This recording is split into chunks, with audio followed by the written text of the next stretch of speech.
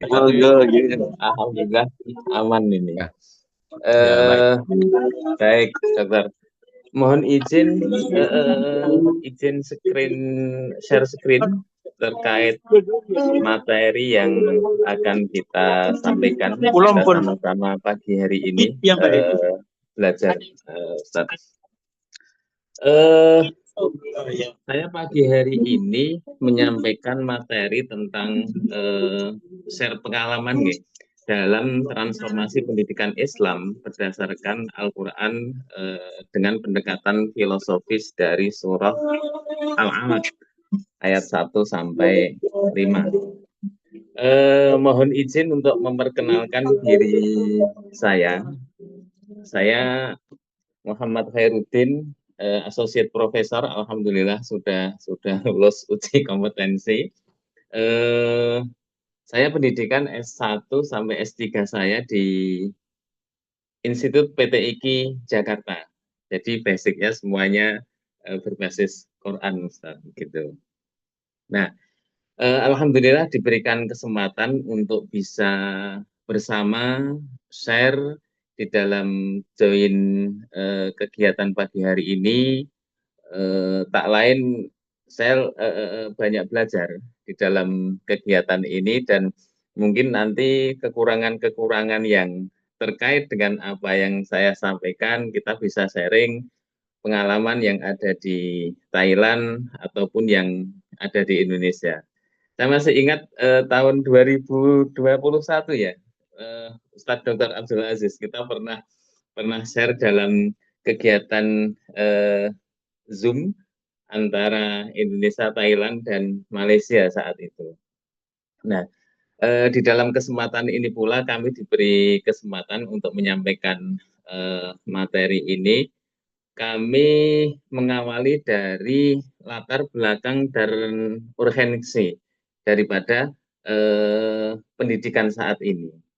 Kalau mungkin di Indonesia, Bapak Ibu sekalian, realitas pendidikan kontemporer pada saat ini masih banyak menekankan pada aspek kognitif, pada aspek hard skill, namun sering mengabaikan penguatan karakter. Dalam hal ini adalah akhlak, ya. Akhlak, kemudian nilai moral, nilai spiritual, sehingga dari kesemuanya itu muncul problem dualisme dan krisis identitas.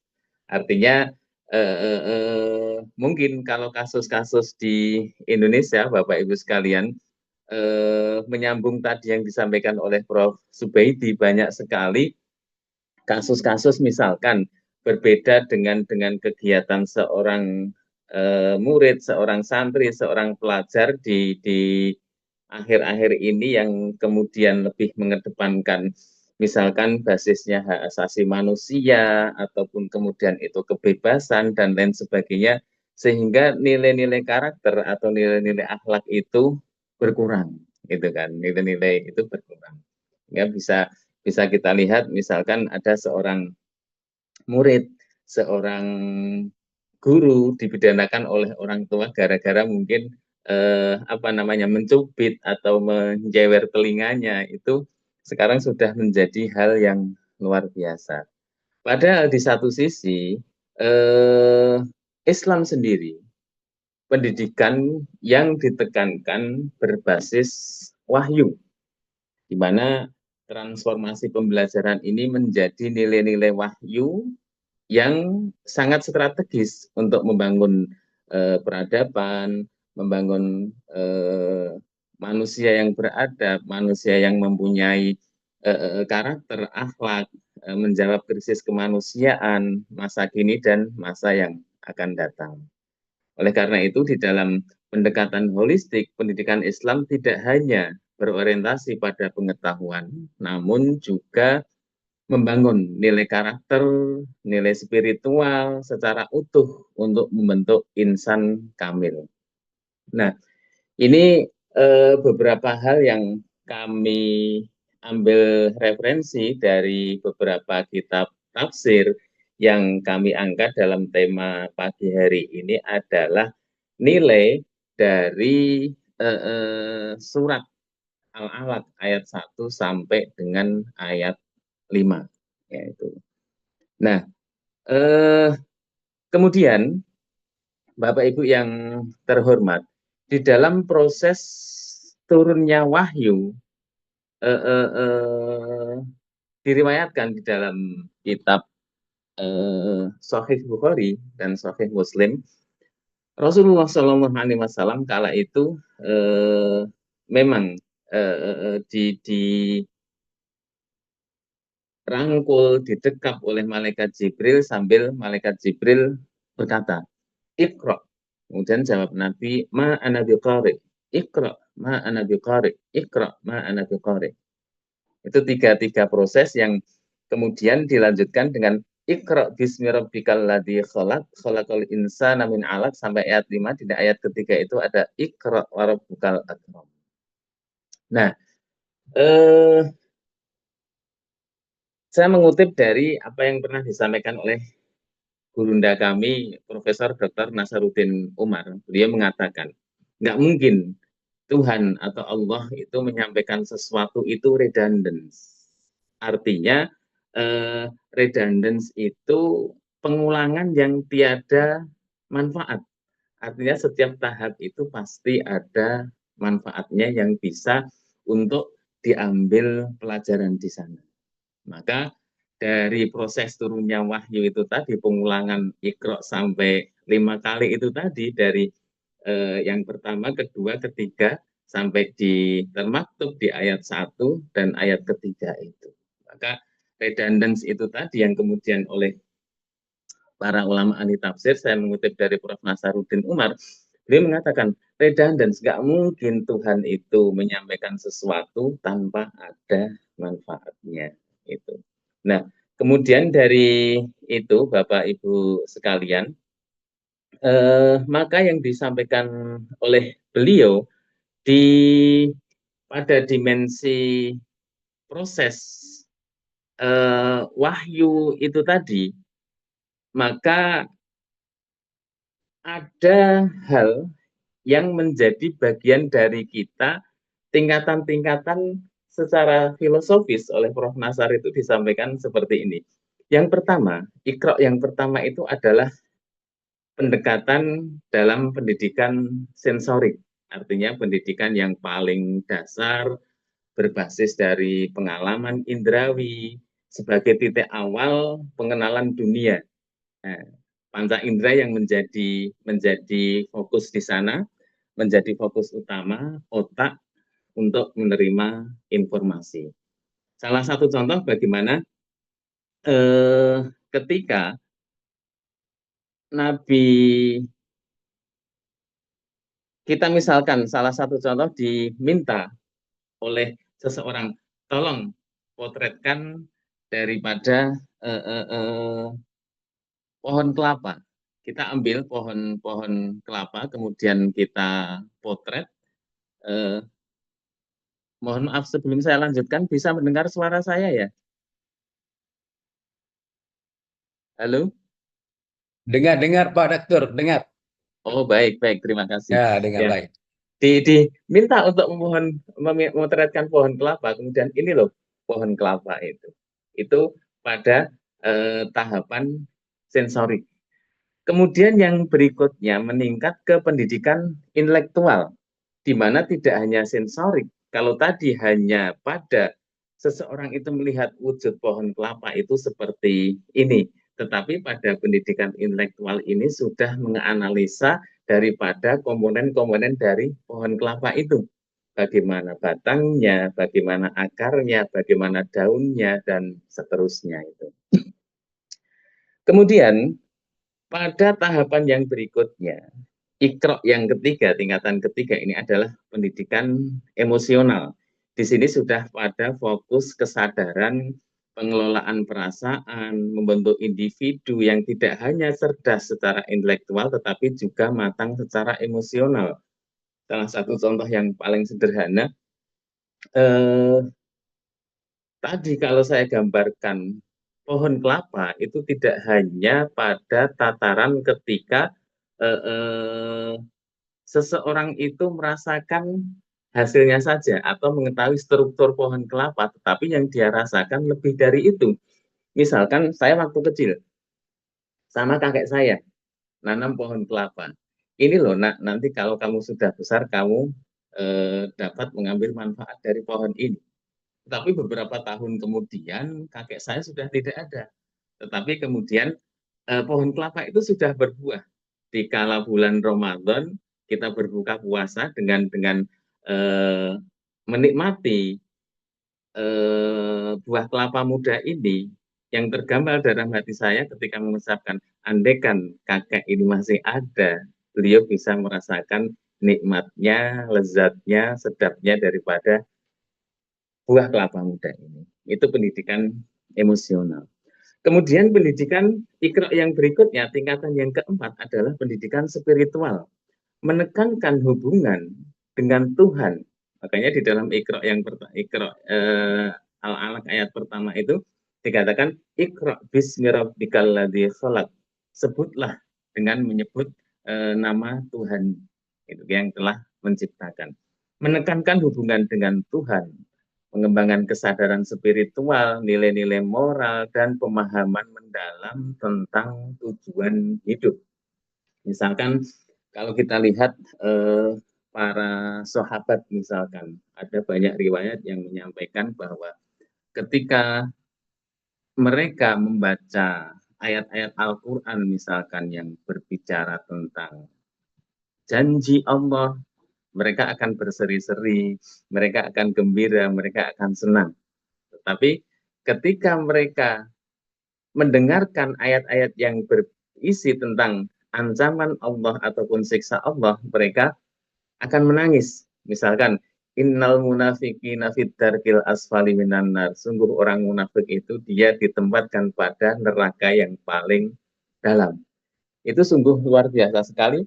Untuk mencapai pemahaman seperti itu perlu adanya tahap by step untuk menuju ke sana. Kemudian Iqra yang kelima ini disinyalir oleh Prof. Nasaruddin Umar itu adalah pendidikan suprasadar. Artinya itu sudah di luar kesadaran secara fisik manusia. Yang ada tujuannya itu adalah sudah pada titik pencapaian kepada Allah Subhanahu wa Ta'ala. Misalkan kalau kita lihat ada sahabat mungkin ya, ketika perang, contoh Sayyidina Ali bin Abi Thalib perang, beliau tertancap oleh anak panah, tapi kemudian beliau menyampaikan, cabutlah anak panah ini nanti ketika aku sedang sholat. Ini jadi mereka sudah pada pencapaian titik suprasadar ini, dan apa yang dia rasakan, apa yang dia inginkan itu adalah tidak terasa ketika dicabutnya pedang itu. Nah, ini adalah dimensi pendidikan dalam surat Al-Alaq ayat 1 sampai 5, di mana mensinyalir tinjauan filosofis dari kalimat Iqra ini yang kami sebutkan, bahwa Iqra berasal dari apa namanya 5 kali disampaikan oleh Jibril ini, dan kemudian disinyalir oleh Prof. Nasar itu tidak mungkin redundance, pengulangan yang tidak ada manfaatnya. Gitu. Kemudian tahapan berikutnya, kalau kita melihat pada pendidikan sensorik, yaitu pondasi penting dalam proses pembelajaran, memanfaatkan panca indera manusia, dari panca indera manusia itu dari mata, telinga, hidung, lidah, dan kulit sebagai titik awal seseorang mengenali, memahami, dan berinteraksi dengan dunia sekitarnya. Nah, pendekatan ini menekankan bahwa pengetahuan diperoleh melalui pengalaman langsung, melibatkan panca indera, membuat pembelajaran lebih nyata, kontekstual, dan lebih praktis. Misalkan indera adalah saluran utama otak untuk menerima informasi, walaupun pada kajian-kajian psikologis di sana manusia itu bagaimana bisa menerima informasi itu walaupun ada namanya konsiens ya, konsentrasi, apakah informasi itu bisa diterima dengan baik atau tidak. Kemudian bagaimana otak itu kemudian menerima informasi bisa direkam dengan baik atau tidak. Kemudian penting dalam awal perkembangan anak, karena memang dalam perkembangan awal ini, istilahnya kalau kita mengacu kepada ilmu pengetahuan dan teknologi saat ini yang digunakan, misalnya kita punya memori, itukah flash disk ataukah yang lainnya, bahwa memori itu akan terisi dengan baik, tertata dengan baik itu jika dari awalnya itu memberikan informasi yang baik pula. Kemudian yang berikutnya adalah pendidikan intelektual dan emosional, di mana pendidikan intelektual ini pada tahapan setelah mengenal adanya informasi-informasi secara dasar, pendidikan intelektual ini mengembangkan kemampuan berpikir. Kalau tadi saya gambarkan, tidak hanya dia paham tentang itu pohon kelapa secara gambar, tetapi dia paham tentang struktur pohon kelapa itu, kemudian rasional dan sistematis fungsi-fungsi masing-masing dari pohon kelapa, baik dari buahnya, daunnya, batangnya, sampai kepada akarnya. Yang ini memungkinkan individu untuk menyaring informasi dan membedakan fakta dan opini. Nah, itu untuk bisa memberikan fakta-fakta yang terbaik. Kemudian pendidikan emosional adalah mengembangkan kemampuan mengenali dan mengelola emosi. Ya, mengelola emosi. Mengajarkan keterampilan pengelolaan emosi yang sehat yang pada akhirnya ini nanti akan membentuk karakter atau akhlak dari seseorang, peserta didik, mahasiswa, dan lain sebagainya dalam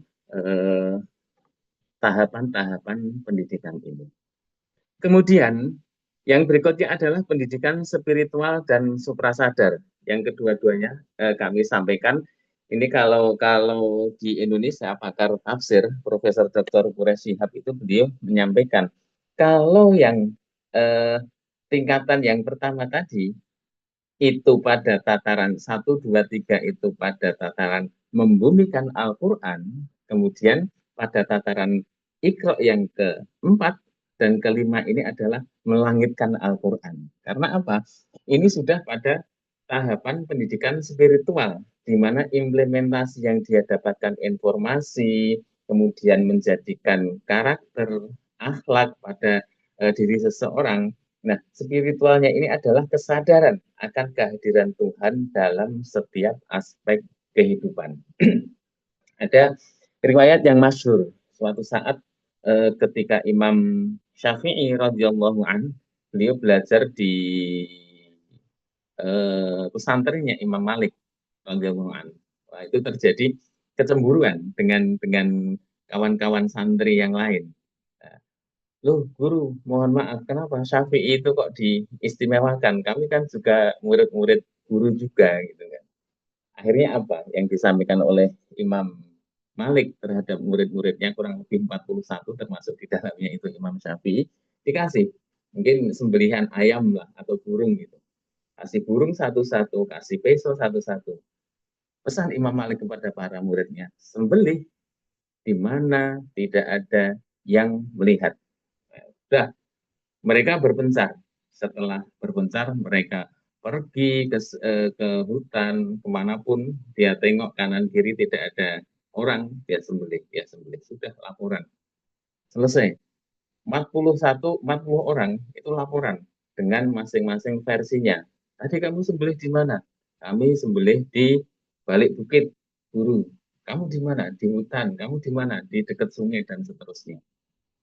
Akhirnya tinggal Imam Syafi'i yang pulang dengan membawa sembelihannya itu masih hidup dan pisaunya belum berlumuran darah. Loh, kenapa kamu masih seperti ini, Nak? Ini guru. Tadi guru berpesan sembelihlah di mana tidak ada yang melihat.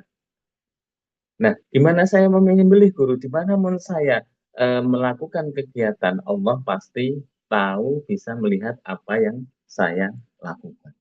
Ini salah satu. Kemudian bagaimana tahapan-tahapan pendidikan ini bisa tertanam pada diri seorang siswa, pada diri seorang murid, pada diri seorang mahasiswa, itu seperti itu. Bagaimana kemudian dari peningkatan pendidikan spiritual ini sampai pada tingkat pendidikan suprasadar. Saya sampaikan tadi, para sahabat yang terkena panah, kemudian dia ingin diambil anak panahnya itu ketika dia sedang melakukan sholat dan seterusnya. Nah, kemudian transformasi bagaimana pendidikan Islam holistik itu adalah mengintegrasikan integrasi dimensi pendidikan, integrasi antara dimensi sensori, intelektual, emosional, spiritual, dan suprasadar dalam satu kesatuan pendidikan yang utuh dengan cara bertahap itu mengambil nilai-nilai dari Iqra atau wahyu yang disampaikan oleh malaikat Jibril kepada Rasulullah Shallallahu Alaihi Wasallam. Kemudian penguatan nilai-nilai wahyu menjadikan Al-Quran khususnya nilai semangat dari surat Al-Alaq ini sebagai landasan filosofis pengembangan model pendidikan Islam. Dan kemudian pembentukan insan kamil, membangun generasi yang paripurna, baik secara intelektualnya, emosionalnya, akhlaknya, spiritual, nilai ibadahnya, dan moral untuk menghadapi dinamika zaman ini. Akhirnya, kalau mungkin Bapak Ibu sekalian, transformasi model pendidikan demikian di Indonesia yang saat ini diamati oleh para peneliti yang paling ideal itu adalah pendidikan pesantren. Karena di dalam dunia pendidikan pesantren itu tidak hanya seorang santri, seorang murid itu diajarkan dunia intelektual, tetapi juga dunia spiritual, serta membentuk akhlak dari peserta didik itu sendiri. Nah, kesimpulannya, di mana fondasi wahyu dalam pendidikan Islam yang berakar terutama nilai filosofis dari surat Al-Alaq ayat 1-5 ini menekankan esensi pendidikan sebagai titik awal transformasi pembelajaran ke arah yang holistik. Kemudian model pendidikan integratif surat Al-Alaq mempromosikan secara filosofis model pendidikan yang mengintegrasikan 5 dimensi, sensorik, intelektual, emosional, spiritual, dan suprasadar untuk membangun insan kamil. Kemudian solusi krisis dari pendidikan di mana integrasi nilai-nilai wahyu yang diyakini menjadi solusi atau dualisme dan dikotomi pendidikan modern serta menawarkan solusi universal tentang krisis kemanusiaan saat ini. Demikian Bapak Ibu yang dapat kami sampaikan dalam kegiatan pada pagi hari ini. Monggo untuk selanjutnya kita bisa untuk sharing pengalaman, berbagi pengalaman dalam penguatan materi yang kami sampaikan ini. Terima kasih. Wallahu muwaffiq ila aqwamit thoriq. Wassalamualaikum warahmatullahi wabarakatuh. Demikian Dr. Abdul Aziz. Kami persilahkan. Ya. Halo. Halo, Assalamualaikum. Waalaikumsalam. Assalamualaikum. Apa kabar dokter? Alhamdulillah. Alhamdulillah, syukur Allah Subhanahu Wa Taala yang mana pagi ini boleh dikatakan pagi barakah lah. Amin, amin, amin, Dokter. Dapat kongsi ilmiah bersama. Yang mana pada awal tadi lagi Pak Dr. Zubaidi yang begitu jelas dalam pemberian beliau dalam apa dia akhlak seorang guru dan juga murid. Memang saya setuju apa yang dibentang oleh Pak Dr. Zubaidi, kerana kalau kita lihat di hari ini memang satu kerja beratlah untuk kita mahu terbiah atau mendidik anak-anak kita selaku mana Pak Prof kata tadi selaku insan rabbani tadi. Jadi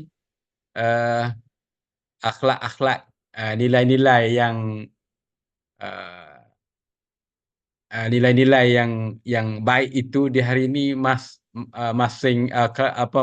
kekurangan itu banyak kalau kita buat kaji dan teliti.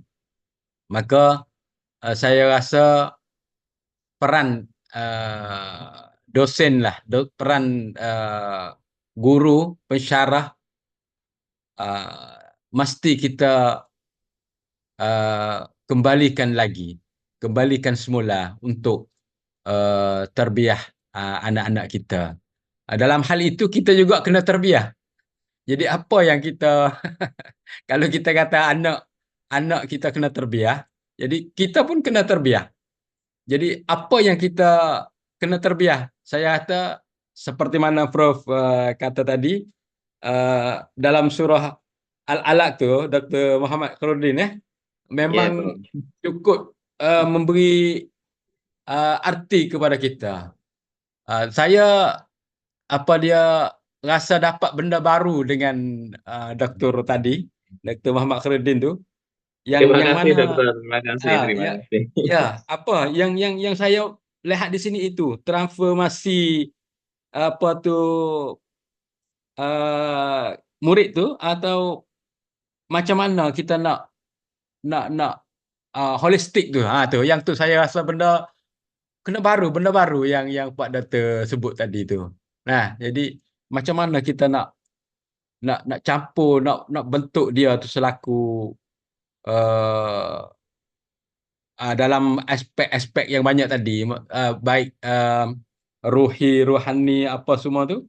Nah, yang jiwa nafsu dia apa semua tu rangkumi semua dalam terbiah tu sebagai nak didik dan bela supaya keluarnya seorang tokoh lah. Kita kata memang kita bina tokoh, baik di pesantren, baik di universiti, memang kita bina pemimpin. Maka saya setujulah dengan Pak Dr. Muhammad Khairuddin. Nah, Terima kasih, dengan Dokter. Terima kasih. aspek holistik tadi. Maka alhamdulillah kita bersama saya juga ni Dekan Fakulti Pengajian Tinggi, iaitu Pak Prof Dr. Ibrahim Tehe bersama kita juga, dan juga Prof Muhammad Dari bersama kita, Timbalan Dekan Fakulti Sastra, di saya bawah Pak Dr. Ahmad Dari. Terima kasih Pak. Barakallah fiik. Sami-sami, sama-sama, Dokter. Baik, insya Allah kita sambung besok dengan dua dosen juga dari Unisnu, Dokter, dari Dokter Mahali dan Dokter Sukarman. Baik. Ya pagi tu insya Allah saya pagi pukul 9. Ya, betul.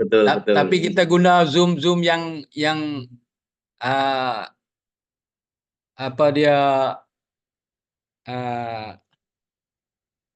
Nahdlatul Ulama lah, kita guna Zoom yang ni lah Pak Datul. Iya, Ya. betul.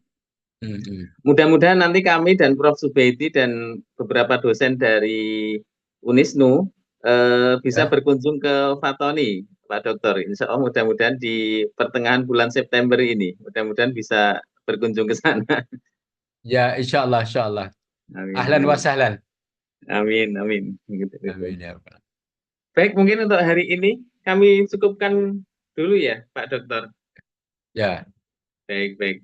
Terima kasih atas perhatiannya. Mohon maaf atas segala kekurangan. Kita tetap menyambung tali silaturahim ini dalam kondisi yang terus-menerus. Mudah-mudahan selalu terjalin antara Unisnu Jepara dan Fatoni University.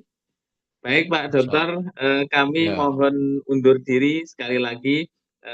Kekurangan dari kami dan teman-teman mohon untuk dimaafkan, dan kita selalu sharing untuk kegiatan apapun baik yang Zoom dan lain sebagainya, dan ke depan mudah-mudahan di dalam penelitian dan pengabdian untuk masyarakat juga akan kami harapkan Pak Dr. Abdul Aziz. Insyaallah. Baik Pak Dokter, kami undur diri. Terima kasih. Ya, terima kasih. Salam kembali untuk kita Pak Dekan dan kawan-kawan dari Fatoni University. Terima kasih. Assalamualaikum. Terima kasih. Assalamualaikum warahmatullahi wabarakatuh.